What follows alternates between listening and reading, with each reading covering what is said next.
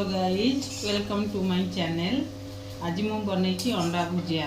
अंडा तो समस्त पसंद, छोट पिला ठू बुढ़ा जाए समस्त पसंद। आज मु बनई अंडा भुजिया।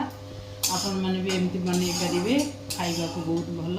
पखाल रुटी रे चकुली सबुति खाईपारे। आ बहुत कम समय भितर भी आपंकर प्रस्तुत हो, बेसी किसी सामग्री भी दरकार नहीं। आसतु देखिया केमिति मु बनई अंडा भुजिया। आपण मैंने वीडियोटी संपूर्ण देखिए।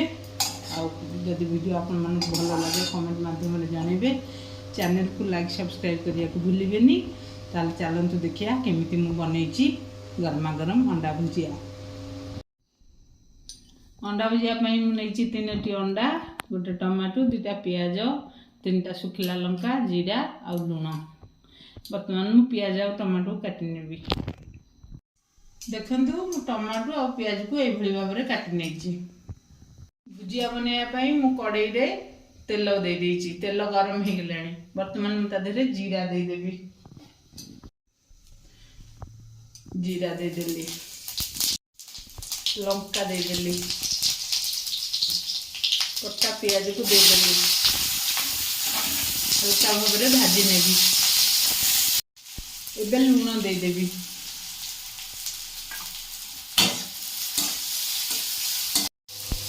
पियाज हो गलानी। बर्तमान मुझे कटा टमाटो को देदेवी।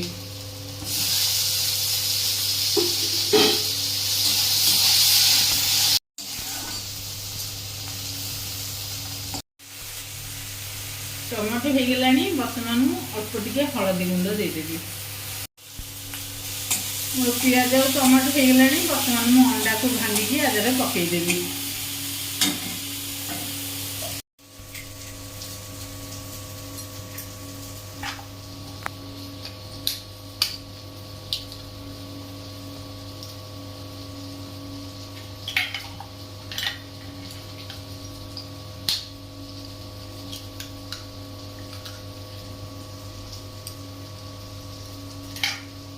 वर्तमान अंडा को मुझे देदेवी।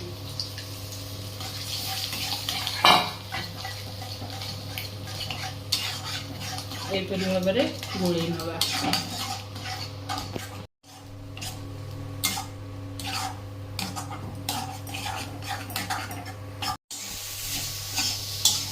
यहपरी भाव में भुजिया को सब गोल नवा।